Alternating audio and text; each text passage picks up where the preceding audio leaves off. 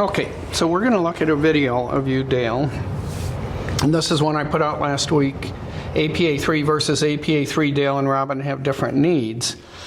And you do, but they're the same need, they're the same requirement for your progress, but you have different ways to achieve them. And Robin's main need I talked about in a separate video, which is she actually needs to aim. She only aims 25% of the time. She only stands back and sees where the cue ball has to go 25% of the time. The rest of the time she's just moving in on a shot like this. You have the same issue, except you do aim every time, but you don't even begin to aim in as efficient a way as you could. And while you were doing practice strokes before we started here a few minutes ago, you were doing the whole process beautifully, but you don't do that while you're playing. You don't do while you're playing what you do when you're doing drills here during your lesson. You just walk out the door and go, okay, I did that. Now I should be better next week. And you're not, because you're not doing it while you're playing. And here's a great example of it. This is at minute 12:05 in this video. And watch what you do. Okay, you walk over here, you see what your line is, you come down on the shot. Okay, now I'm going to reproduce what you just did with a house stick. You just came over here like this, you went like this, and then you came down on the shot. When you were doing your drill earlier, you did this. You stood back here, you placed your foot on a line that you had determined, you came down on it, and then did your shot routine. There's a mammoth difference between those two things. Huge, huge difference. In this case, you're standing back, you're looking at the line, and then you're placing your foot on that line. That foot, you're done aiming. 95% of your aiming is done once you place that foot in this spot on this line where you stood back, you see the line, you place that foot. Almost all your aiming's done. There's going to be some fine tuning when you get down on it, but that's 95% of your aiming. Now when you come down on the shot, your foot is properly placed. Now you can shape the rest of your body around that foot. Get your hand placement right, get your hip placement right, get this other foot placed correctly. Everything is now on that line and your eyes are on that line. Everything's perfect. When you come into it like this and you do this, like you just did in the video, you haven't placed your foot on that line. You can't even see the line very good because you're above it instead of behind the cue ball. So if you think of the cue ball as being like the rear sight on a gun and the tip as the front sight, the little bead on the gun, on a gun that doesn't have a scope on it, the difference between these two things is right now I'm aiming at a target using proper form. My feet are properly spaced. I put my eye down here. The V-shaped sight is right there and the little dot is on the far end. This is equivalent with my cue ball being here and the point on the object ball I want to hit being there. I can line that up perfectly, squeeze the trigger and hit my target. What you're doing when you walk over and you don't go through all this is you're standing this much closer, and instead of looking through that sight, you're looking down on it, and you can't possibly get the correct line by doing that. Every single time for the rest of your life you ever walk up to a pull shot, no matter how easy it is, you have to stand back here, get the line. You already know where your contact point is. You may have looked at it like this, or you may just be able to see it from here. You've determined how you want the cue ball to come off that. Now you stand back, you place your foot on that line, and you shoot. This is such a simple, unbelievably simple act and simple progress, but you have been studying it for months now. And when we have a game between you and somebody else, you don't do it on probably 80% of your shots. You don't do what you've been training to do and what we just watched you do up and down the table. You don't do any of that when you're playing. And then you wonder why you're stuck at a 3. Does this get through to you now? You saw the video with Robin. It's clear, right? She doesn't aim 70% of the time. Doesn't even try to aim. She comes in like this. Well, she does this first, which does nothing for her. This does nothing for her to come over like this, because when she gets over here, her head is above the rear sight, and then she comes down like this. You have to be behind the rear sight in order to aim. And the rear sight is the cue ball, and the front sight is the point on the object ball that you're going to hit. What I want you to do, Dale, and what will launch you into a higher skill level where we can begin to work on more complicated issues, because the hard part isn't pocketing balls. The hard part is getting position. And that's going to be not twice as hard, maybe 5 times or 10 times as hard as what you're trying to get consistent at now, which is pocketing balls. And then the tactics of choosing which shot to take are harder than this. But step number 1 is be able to consistently pocket balls. And you're not yet able to do it. You feel like you are because you make balls that seem difficult to you, and you do. But you don't make them consistently enough to move up the ranks. So you got to get this part of it, and that means you have to go through the entire proper aiming process, and you have to incorporate it into your body like a gymnastics routine. So when you fly off the lower parallel bar, you know exactly where the upper one is, and your hands grab it even though you're not looking at it. That's what a gymnast has to do.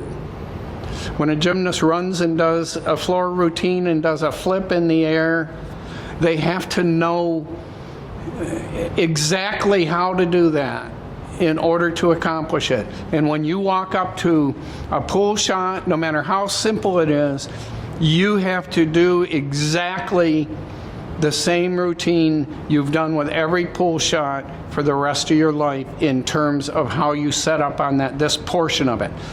Other portions of it will be different. You'll stroke harder or softer. You'll apply right English or left English. You'll apply high or low. You will swerve the ball. You will deflect the ball. You'll do all kinds of things differently in the course of doing this. But this part of it has to be done exactly the same way with every shot for the entire rest of your life, or you're not going to be a consistent player. You can't be. It's impossible. If you watch the professional players and the high-level amateur players, they're doing exactly the same thing every time. Not the same stroke every time, but the same setup every single time. When you watch Fedor Gorst, you think he's not doing all this stuff, but when he walks over like this, stands here, he's almost a foot taller than you and I are, and he's got his line, and he's going to place his foot on that line. He does it the opposite of what I teach.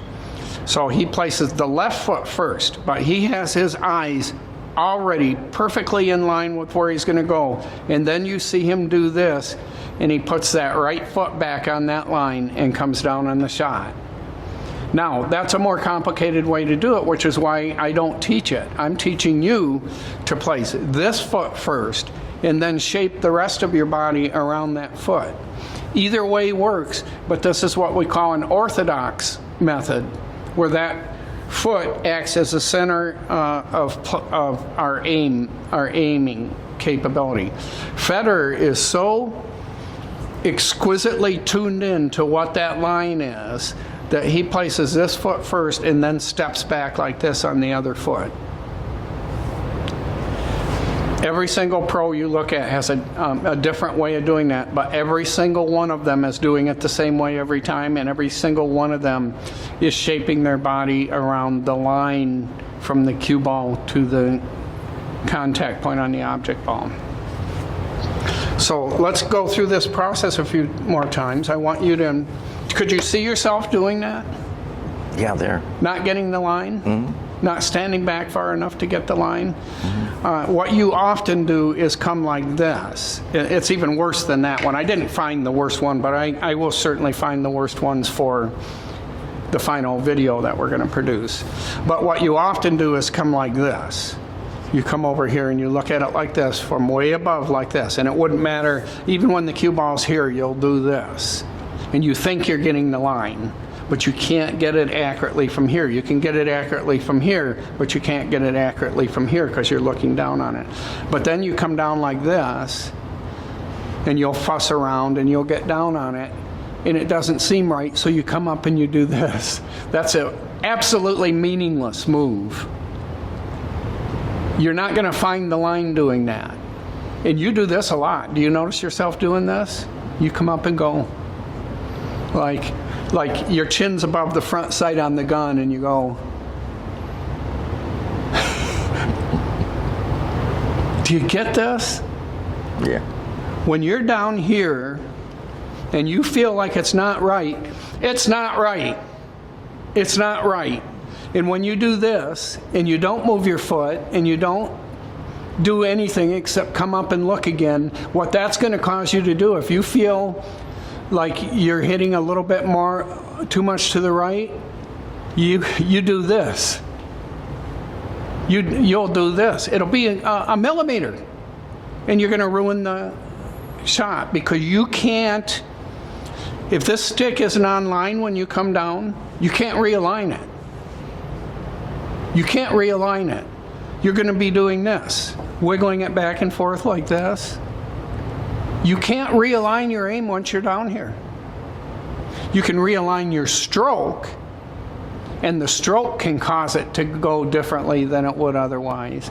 And we can't get into that yet, but that'll be your future development. You'll realize that you may have aligned yourself in a certain way, but you can overcome that alignment by how firm your grip is, how your arm operates as you're going forward. It's a magical capability that your subconscious brain has to manipulate that shot that shouldn't be in your hands at all. You're unfamiliar with your unconscious brain, and the things that it's doing are the place where all the constructs in your dreams are coming from, and you don't control that. They come to you.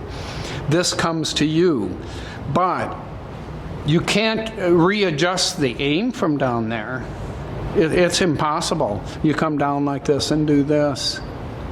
What you have to do is this, and if you watch me play, this happens probably in every rack I ever play. I get down on it and it doesn't feel right. When you don't feel right, you go like this and you do nothing to improve it. When I don't feel right, I come back like this and I go like that and move my foot a half an inch. Literally a half an inch. Now I come back down on it and I see if it feels right. And sometimes I come back up and go, no, wasn't quite there. I need to move that another half inch. I get that aligned. I come down. Oh, that feels right. The last thing in the world I'm going to do once I feel right is do this. Once you do that, you're now out of the shot. You're no longer in the shot. You have to come back here and realign it. This is an absolute given with professional players. So that's where we're at right now. We're at an inflection point with both you and Robin where your future capabilities absolutely depend on getting a proper shot line and getting a proper pre-shot routine, or you're not going to advance. How many players do you know around here that have been threes for 20 years? Quite a few. Quite a few. And it's because they have never orchestrated their pre-shot routine and their shot routine into a gymnastics routine. They just go up and they poke the cue ball with a wooden stick and hope that it'll go in. And you know what the sad thing is? It does go in once in a while with wrong form. and with a bad decision about which ball to shoot. It does go in sometimes, and they go, everybody erupts in the room, right? Way to go! You poked at that cue ball randomly, and it hit an object ball, and that object ball kissed off another ball and went in the pocket. Hooray! But that is not a way to move into the future as a better pool player. But they all cheered. When a high-level amateur or a pro does that, they just hang their head. I really screwed up. And when your amateur league players, and I'm not saying anything bad about amateur league players. They're great. I love the social environment. But that isn't what you want. You love the social environment, and you want to be a better pool player. If you want to be a better pool player, you don't celebrate accidentally kissing a ball into the pocket, ever. You sheepishly accept that luck happens once in a while. But you didn't accomplish anything by doing that. So we want to win every game we play, and we want to move up the ranks. And I think most APA players want to be better at pool. They either don't know how to do it, or their captain is giving them bad advice about how to do it. But mostly I think people don't know how do I get better? Well, this is how. Alignment is the number one thing. It's the number one thing without question. You can hit that ball as a one-armed person. You can hit it from a wheelchair. You can hit it if you're too tall or too short. You can hit it with a house stick or a $2,000 custom stick. You can hit it in all kinds of ways, but you can't consistently make it in the pocket unless you stand back and look at the line that the cue ball has to take to the contact point on the object ball. Okay? Let's go back to this, and while you're doing it, give yourself a mantra. Each time you shoot it, you think to yourself, this is the way I have to shoot every shot when I'm playing a game in APA pooling. I'm learning how to align myself. So when I'm walking around the table in league, I'm not going to get down on the ball like this. I'm going to stand back like this, find my line, come down on the shot. And this is where you're training your body, how to do that properly. And your metrics are two things. Did this ball come down, hit that point, and come straight back to your tip? And when you stroke through the ball, did your tip finish right there about 4 or 5 inches beyond the ball? Because you are not hitting the cue ball. You're sending your stick to this location as straight as you possibly can, and the cue ball gets in the way. So let's do a few minutes of this.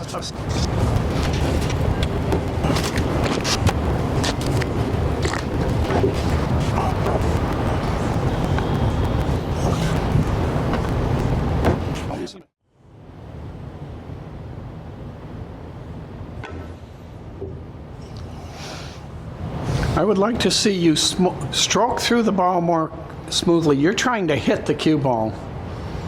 You're trying to hit the cue ball. You're anticipating the moment when the tip's going to hit the cue ball. And that's not exactly a poke stroke, but a trend towards a poke stroke. You think that the end of this is the feeling I get when I watch you. You think the end of the stroke is when it hits the cue ball, and it's not. I want you to smoothly, and that means you're accelerating. You're not, when a batter hits a baseball, it seems like they're hitting the baseball, but they're really not. The baseball's getting in the way of the bat as they accelerate the bat through. And do you know what an acceleration curve looks like? So if you have a rate curve, as you change rate, it's a straight line going up like this, 10 miles an hour, 20 miles an hour, 30 miles an hour. But an acceleration curve looks like this. If you're accelerating all the time, the curve goes up like this. So now you're going 10 miles an hour let's say you're accelerating at 10 miles an hour for 1 second. Now in the next second, you're at 30, and etc. It curves upwards. And that's the way the pool stroke must be in order to be able to accomplish everything you're going to want to accomplish as you advance in the game. So it needs to be going slow, faster, faster, faster, faster, faster, faster, faster, all the way until it gets there. Now, that's what you're trying to do with your brain, but when it hits the ball, a deceleration, and within 200 milliseconds, a deceleration is occurring. But that's under control of the momentum shift from the cue stick to the cue ball. It's not something that you're doing in your brain. You're just accelerating all the way to here. So if the cue ball weren't in the way, when the tip's here, it would be going a certain speed. When it's here, it's going faster, faster, faster, faster, faster, and faster. That's what you are doing to the stick. The cue ball getting in the way reduces the acceleration and reduces the rate. But you're still trying to accelerate it all the way through because that's the only way to have a straight stroke. If you try to decelerate right when you're getting to the ball, you're going to have a curved stroke because you're starting to apply some muscles from your wrist and hand to it, and that's going to curve it, either left, right, up, or down. And that's why you want to stroke to here, and the cue ball just happens to be in the way. Okay. And I can tell from the action of your body that you think your goal is to strike that cue ball, and it's not. That is not the goal of a stroke. That's the outcome of a stroke. The goal of the stroke is to have it accelerate all the way through to the felt. The outcome is that this is in the way and it moves.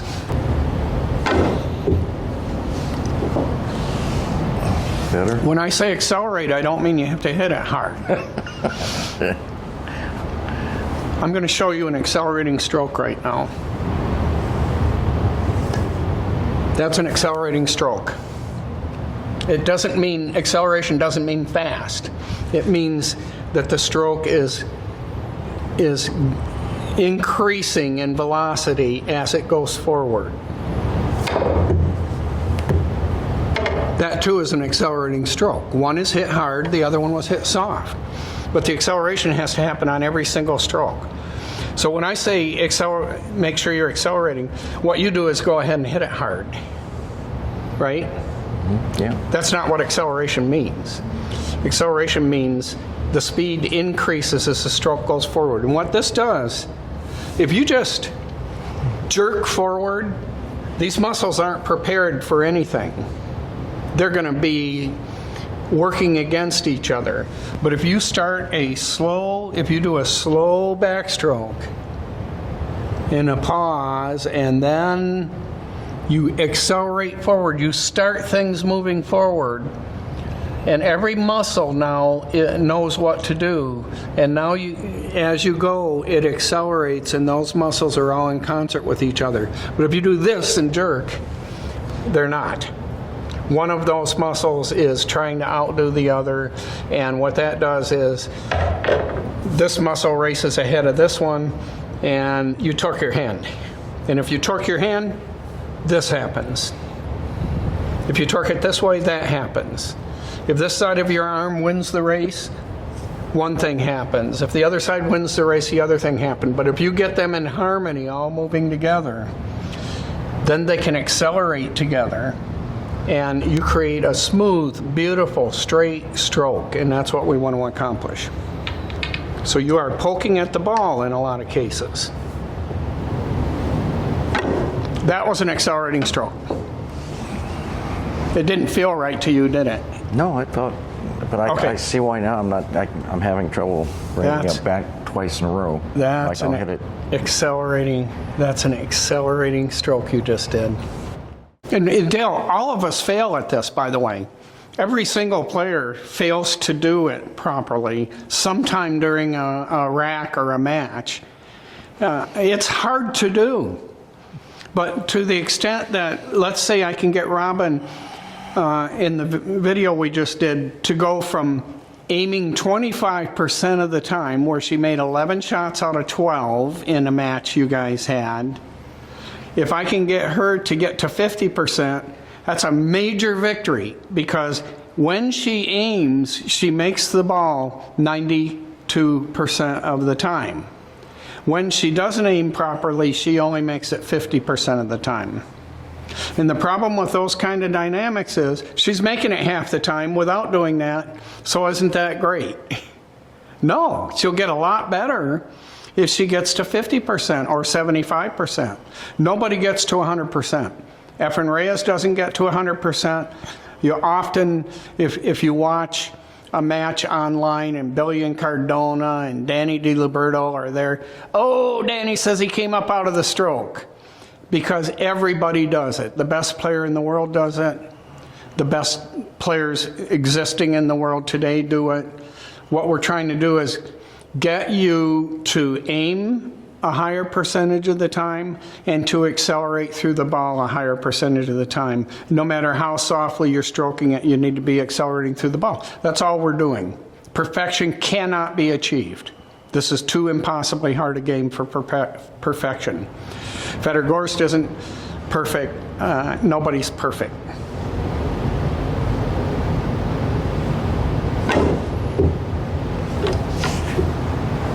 That was 2 in a row. Yes, you accelerated through that. That cue ball isn't even there. It's only there for you to place your cue tip. The target is 4 to 6 inches past the cue ball.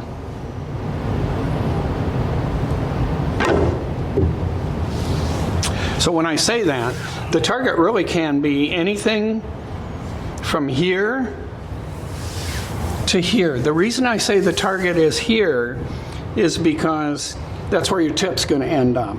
Yeah. But if you want to visualize your tip ending up here, that often helps people become a better shooter. Mm-hmm. But you have to visualize something beyond the cue ball, because if you tell your subconscious brain that your goal is to end the shot right here, it's going to do it. It ends the shot right there. The end of the shot is here, or even the visual image that I'm throwing a spear and letting go of that stick, and that tip is going to hit this target right here when I let go of it. And you can even let go of it. It's called a slip stroke. And a lot of, especially old-time players, had a slip stroke where they actually threw the stick at the ball and it slides in their hand. And it turns out that your hand will catch it because of the shape of your hand. You're not completely opening as long as you don't open your hand completely, that stick will get stuck. But you should have a feeling that your hand has nothing to do with the spear that you're throwing. You're letting go of it, and it's going to launch through the air like an arrow from a bow. If you try to continue to control it while it's flying through the air, this happens. So that's why we have a super loose grip. That's why we teach a pendulum stroke like this, so that all it's doing is going forward and letting go. And this grip is so loose that there's no sideways pressure. But as soon as you tell your lower brain that that's the end of the stroke, in order to stop the stroke, it has to use that sideways pressure. You're starting to grip it. And if this side of your hand grips it a millisecond before this side of your hand does, that's a curved stroke. Accelerating and letting the stick be the thing that propels to the target, which is either, at the minimum, the target is 4 inches beyond the cue ball. The target is not the cue ball. So you shoot this ball in and get on this ball right here in the best way possible. This is your 8-ball in an 8-ball game. Each one of these is going to be either the 9-ball or an 8-ball in either a 9-ball or 8-ball game that you're trying to get on to win the game. Oh, okay. Okay, tell me what you're thinking right now that you have to do. Well, I want to step into the shot, first of all. But before you do that, you can't step into the shot until you know what you're going to do, where the cue ball is going to go. Yeah. When you're standing back, remember we talked about your brain is only active when you're back here? Mm-hmm. All that is decided before you ever start to place your foot on the shot line. And I'm thinking speed. Where do you want to end up to shoot that ball in? Right about there. Maybe right here. Yeah, I like that, but I like not in line with that pocket. I like the center of the table best. That's good. Yeah. The center of the table is almost always a good bet to end up at in an 8-ball, especially an 8-ball game. 9-ball, not always, but 8-ball most of the time when you have quite a few balls on the table, getting to the center of the table. Getting to the center of the table is something that is a great training routine because it gets you out of a lot of situations. So rather than going for here, which ends to a scratch about half the time you try to do it, because if you're short, you're fine, but if you're long, you scratch. If you're trying to end up here, what's beyond it? Nothing. Now, can you reasonably get here from that position? Probably not. You're probably maybe gonna more like this. This is the center of the table here. When I say the center of the table, I mean a position where you can shoot to all 6 pockets. So now, when you decide that you want to get there, not here, I didn't like that, but I like the idea of trying to get here.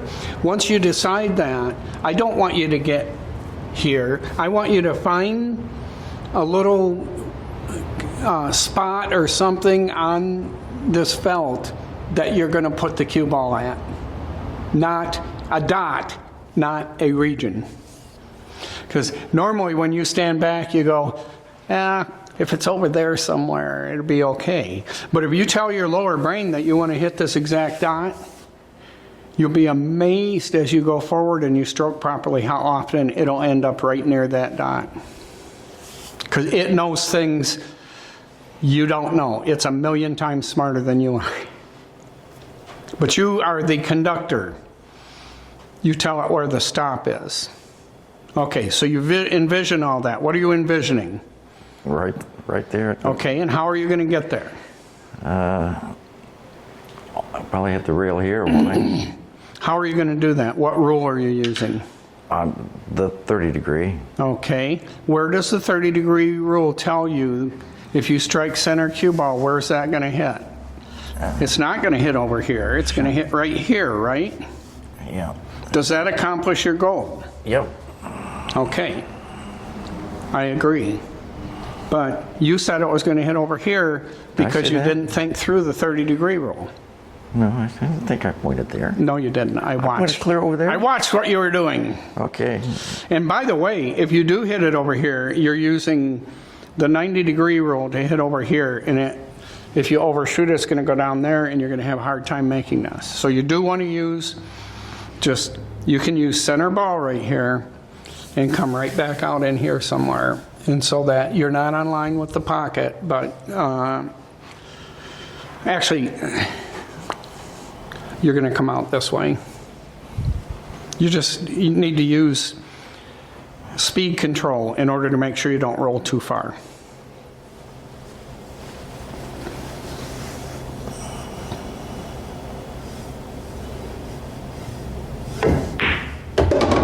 And that's just about perfect. Do you want to shoot that ball? Shoot this one? Yeah.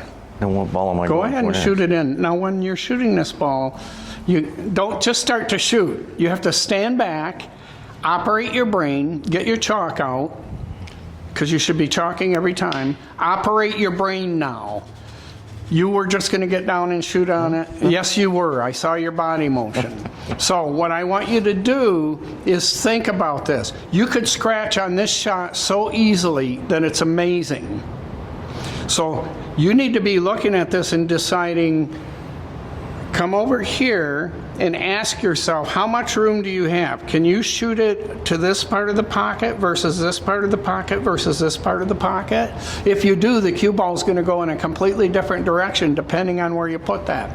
Or do you feel like it's so much of a cut shot that's kind of difficult for you, and so you want to aim for the center of the pocket? So how do you feel about that? I want to put it right there. Okay, and what does the 30-degree rule tell you is going to happen? And end up there. Well, if you hit it here, there's my peace sign right there. If you hit it here, that means the line's going to be coming just like this, right? Right to here. If I do that peace sign, where does that send it? Right down that way. And if this ball isn't here, and let's say you undercut it just a tiny amount, you go in that pocket, right? You got to think through all these things. Every single time you walk to the table, there's a problem that you have to solve. And that's exactly, where do I want the cue ball to go? So if it's me, I'm looking at this and I can see that if I just slightly overcut that ball, I have almost no risk of getting into that pocket, because that cue ball is going to be past the 30-degree rule. Remember, the 30-degree rule works with a quarter ball to a three-quarter ball hit, right? So we can actually get that kind of past that by thin cutting that, and you're cutting it back in this direction. Now if you hit it too full, you still miss that pocket. But if you're aiming for this part of the pocket and you hit it too full, you go right into that pocket. You got to think through all that stuff. And I'm not talking at the length of time that we're doing it right now. I'm talking 2 or 3 seconds that you have to think about that. But you'd have, the hard part is you actually have to think about that and how to avoid it. Okay. Because you right now from this position can shoot to this part of the pocket, and you can draw the cue ball all the way back over there if you want, like here. Or you can shoot it and you can have the cue ball come here. You have all that wide range of possibilities of where to put the cue ball. But if you don't think about it, if you just shoot the ball in and hope the cue ball doesn't roll into the pocket, you're not optimizing for success. So every single shot you shoot for the rest of your life, you should be going through this process of asking yourself questions about what's the best way to shoot this ball, not just can I make it. Because how often in APA matches, 3s and 4s are going to put the cue ball in that pocket while they're shooting this ball? A lot, right? Okay. My first choice was to hit it heavy. Okay, go ahead. But soft. Heavy but soft. Go ahead, hit it. Well, I liked your hitting it thin, too. Go ahead, hit it heavy.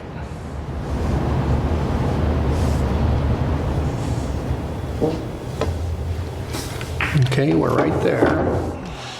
If you had accidentally overstroked that, you could have rolled right into that pocket if there's another ball sitting here or whatever. So I wouldn't do that. I would do it the way I said to do it, which is to overcut it. Now try overcutting it a little bit. So you're aiming to this part of the pocket. And just slightly, we're talking about 2 millimeters difference.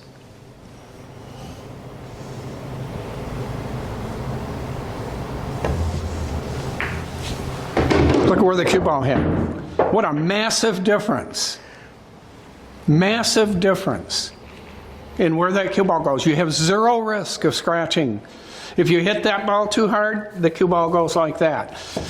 If you cut that straight into the pocket and hit that cue ball too hard, it goes like that. I see. And you are going to hit it too hard sometimes. Yeah, I've done it before. So don't set up a shot that puts the cue ball in line with the scratch. Okay. Because none of us are perfect with our speed. And none of us are perfect with our, if you're shooting from over here and this is a millimeter too short, it makes the difference between going straight into the pocket and going here. A millimeter. 2 millimeters, you're really screwed. 2 millimeters, you're done. So this is a simple solution, but only if you think about it. If you don't think about it and all you think is, I'm going to make the ball, then you're not going to have any finesse to your game at all. Okay, so our next shot is to get this position.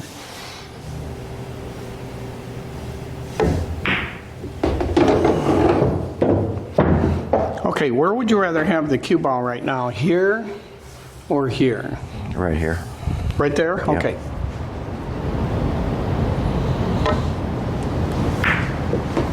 Okay, I want you to shoot that shot 5 times.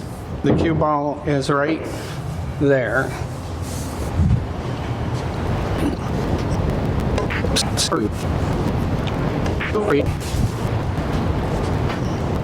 Oh.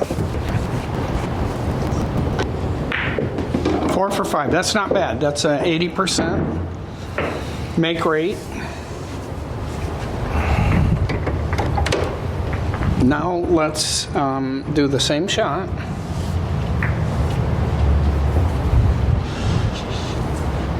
Only I want you to get this cue ball position now. Okay.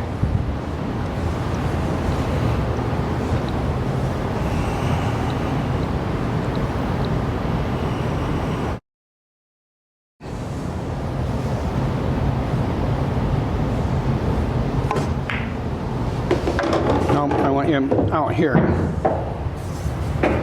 How are you going to do that? Well, I thought a little backspin on it would kick it more. No, I don't think that'll get it there. Let me show you what I think will get it there. Get on my shot line, I see what it is. I know from back here that I want to go there. I want to go to where you were, which is here. I want to come here and come back across, right? Yeah. Okay. You'd agree that you'd rather be there to shoot that ball in, right?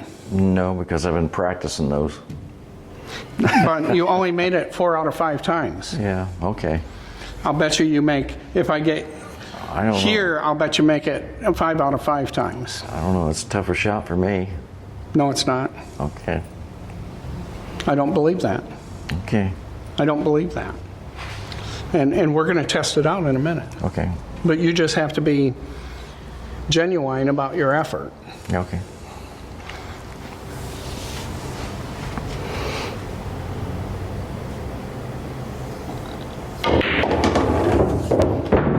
Now you're telling me that this is an easier shot than that, and I'm telling you you're full of shit. Well, that one's easier, Of course it is. but I So mean, would this one be? But being here, So I would mean, this it's one tough. be?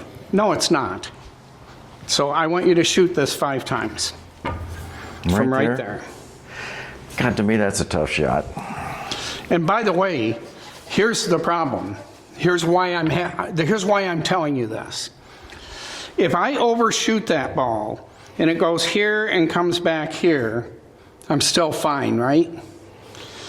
If I undershoot it and it ends up here, I'm still fine. Even if I undershoot it a lot and it ends up there.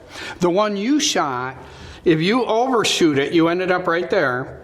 If you overshoot it, you're there. Yeah, that's pretty bad then. That's really bad. Yeah. This is why you try to get to this space Okay. rather than this space. Every single time you image where you want your cue ball, you ask yourself the question, what happens if I hit it too hard or too soft? Where's it going to end up?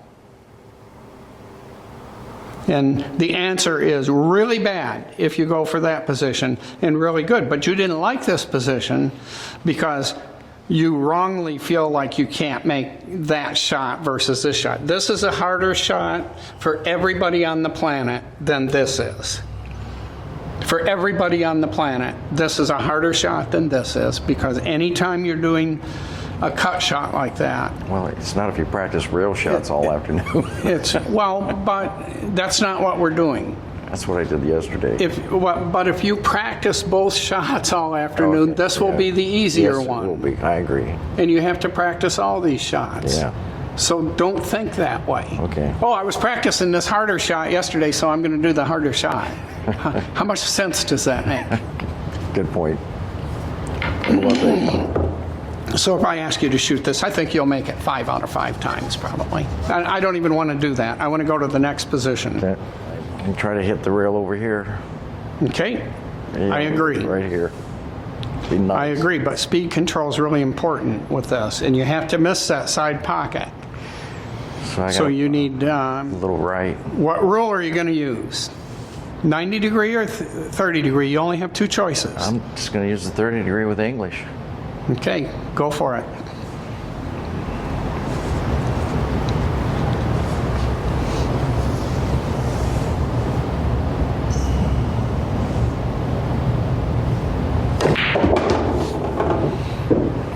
Oops. Okay, let's try again. I hit it too hard too, but oh well.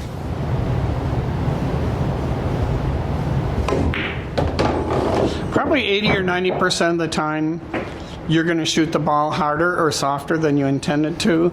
That's why when you point to that spot where you want the cue ball to end up, it ought to be in a position where too soft still gives you a shot and too hard gives you a shot. Right? Mm-hmm. Okay. Now, when you have to control that ball with English,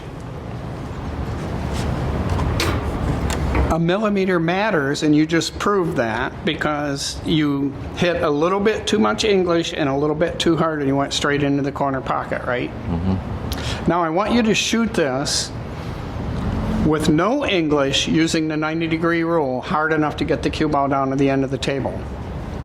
And I'm telling you, when you do this, mm-hmm. you know the 90-degree rule is going to take you right there, right? Right. Okay, what's the angle it's coming off? Like that. So if I equal that angle, I'm going to come right down here, and I have almost no chance to scratch. I no longer have to control the English thing, because I know if I give it an extra half a tip of English, instead of getting here, I'm liable to get down there. I already know that, right? Mm-hmm. But what happens if I use the 90-degree rule? And you have to hit this quite hard, but you have a very low risk of scratching with it. Okay? Let's see you do that. Hit that hard enough to get that all the way down there towards the end rail.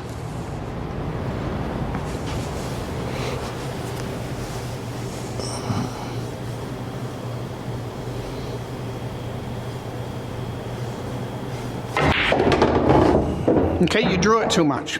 So the 90-degree rule tells us what a stop shot is going to do. And you didn't shoot a stop shot, you shot a draw shot.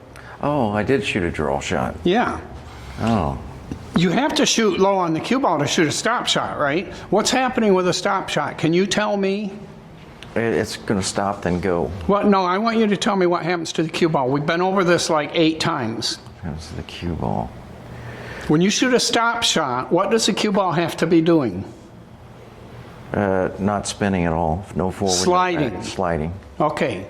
That means you hit low on the backs. If you just hit it in the center, it's going to slide and then roll forward. So we don't want that, right? That's 30-degree roll. Okay. If you hit it too low and too hard, it's going to draw off of this and come over there instead of coming here.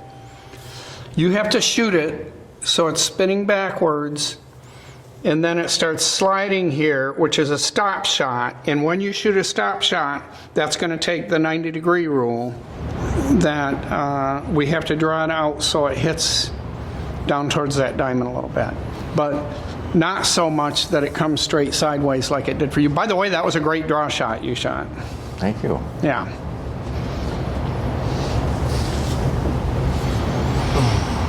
And putting a little bit of right English on it will help you avoid that pocket.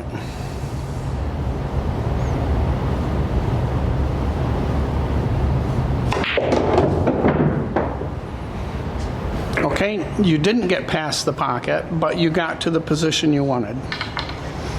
Let's go for this one now. So we've learned some things about this position, haven't we? Mm-hmm.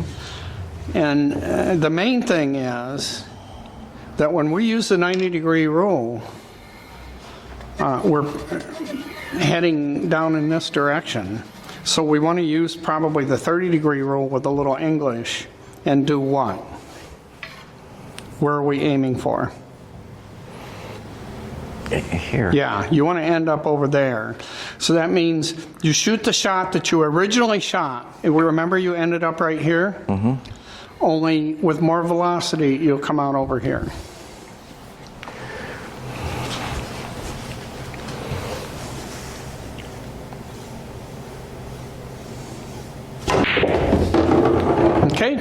think you hit the ball too full there. I think you poke the ball, and I'd like to see you stroke through the ball, making sure that that English takes. If you hit it too hard, the English isn't going to take very good. English takes better. The slower the cue ball is going, the more impact the English has.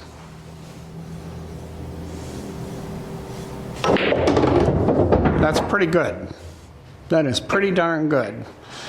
Now, if you had ended up short, though, you would have run into it. So you'd best off be a little bit long. So let's try it one more time. And that means you want to end up hitting somewhere in here rather than down here, right? So that, what are you going to do to compensate for that? Not so much English. Not as much English, or you can overcut the ball a little more. I didn't look at where the ball went into the pocket, so.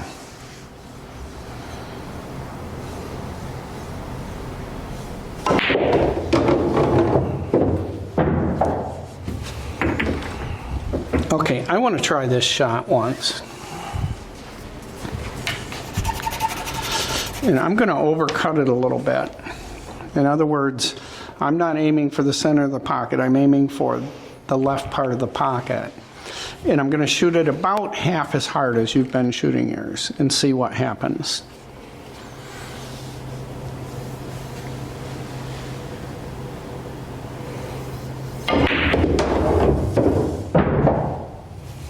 Okay, you don't have to shoot it as hard as you're shooting it. You're trying to overcome momentum that's been transferred by the cue ball because you're hitting that ball so full.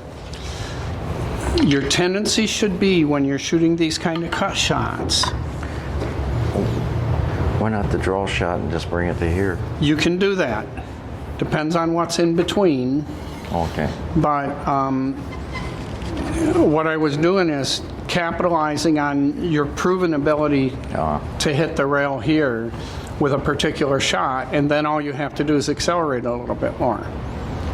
But when you are hitting the ball that hard, you're not allowing the spin to do its thing, because the spin is accelerating this ball in that direction. This time I'm going to hit it fuller, so I'm aiming to this part of the pocket instead of this part of the pocket. And I'm going to hit it a lot harder, and let's see what happens.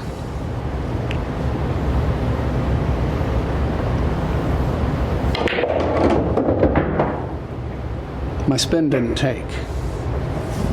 So now and that's exactly what you did, right? Yep. Now let's hit it Here's relatively softly and let that spin take as the cue ball comes into contact with that rail. And we're doing a professional overcut. Every professional player is slightly overcutting that ball in order to get it to the center of the pocket. And you have to overcut it a little bit more to get it to the left-hand part of the pocket, because the friction between the two balls always throws that ball forward. But my right spin compensates for that. So the fact that I'm putting right spin on it allows me to aim for the actual ghost ball position. All these things are happening on every shot. So I come over here, I get my contact point. I want to hit it with some English, but I don't want it to be going so fast that I've lost the impact of my English, and I get right over there where I want to be. Now, as you said, you can draw it straight down the rail, but what's the problem with that? It's a little tougher to get the draw than it is to Well, when you did it before, you went right in this direction, right? Mm-hmm. I did. That pocket is dangerous. Yeah. But that didn't turn out bad. I mean, it's a doable shot.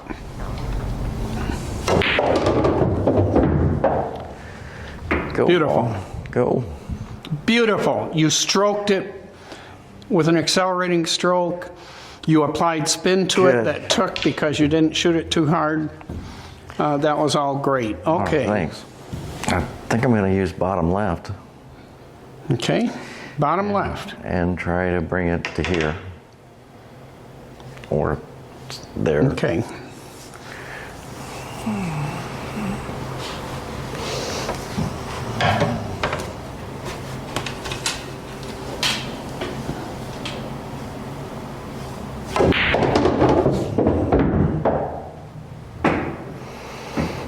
Kind of risky shot, wasn't it? Kind of risky. Let's try it again. I'll just go center cue ball, Center ball, okay. but with left English.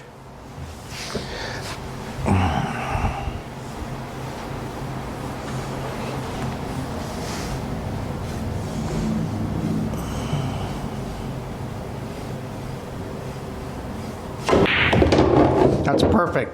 That's exactly the shot you want to do, but I would even add that high English ensures that the cue ball is, high left assures that the cue ball is rolling when it gets there. What you don't want to have happen is accidentally hit a little bit low, and so now it gets here and it's sliding when it gets here, because if it's sliding when it gets there, it goes off at a 90-degree roll. So by shooting a little bit high, you ensure that the cue ball starts off rolling and it's rolling when it hits this ball. And then you're expecting your left English to hold it as it comes across here. Now, whenever you shoot left English on a cut shot like that, it has more impact than right English does. Right English is called, in this case, you understand the terms outside and inside English, right? Mm-hmm. So outside English is called helping English. And inside English is, I don't even know if it has a name like that. It's holding English is what it's called, because you're holding the cue ball up as it comes off the rail. But it isn't helping you pocket the ball. So right now, if I shoot that ball as is, the tendency is for this ball to throw forward a little bit. So if I shoot at the exact ghost ball position, it's actually going to come out over here. If I use helping English or outside English, that compensates for that, and I can aim straight at the ghost ball position. But when I use inside English, I'm adding to the throw effect, not subtracting to it from it. Do you get that? Mm-hmm, mm-hmm. So when this ball's spinning with outside English, this ball no longer throws forward because the friction from this is overcoming the friction from this. Okay? There's a friction created between these two balls that throws it forward of the line, and you can overcome that by spinning outwards. If you're spinning inside English as you come here, not only do you have the collision throwing it forward, but now you have the inside English throwing it forward. So you have to overcut with inside English, and you did a nice job of it. If you do this over and over and over again, you'll train your body so that you don't even have to think about these things. It's just that when you use inside English, you're going to manage to overcut that ball. And see, I did it so much that I got bad position. I really didn't want that much inside English. Does this make sense? Mm-hmm. Yep. These are the mysteries when you walk up to the table and you say, oh, I got to put some inside English on it. And then you miss the ball by a half a diamond. And you don't know why. This is why. How many times has that happened to you? Done it all? Hundreds, okay. Yeah. Or at least dozens. At least. Okay, so this kind of thing forces you to do some things with the cue ball that aren't going to feel comfortable.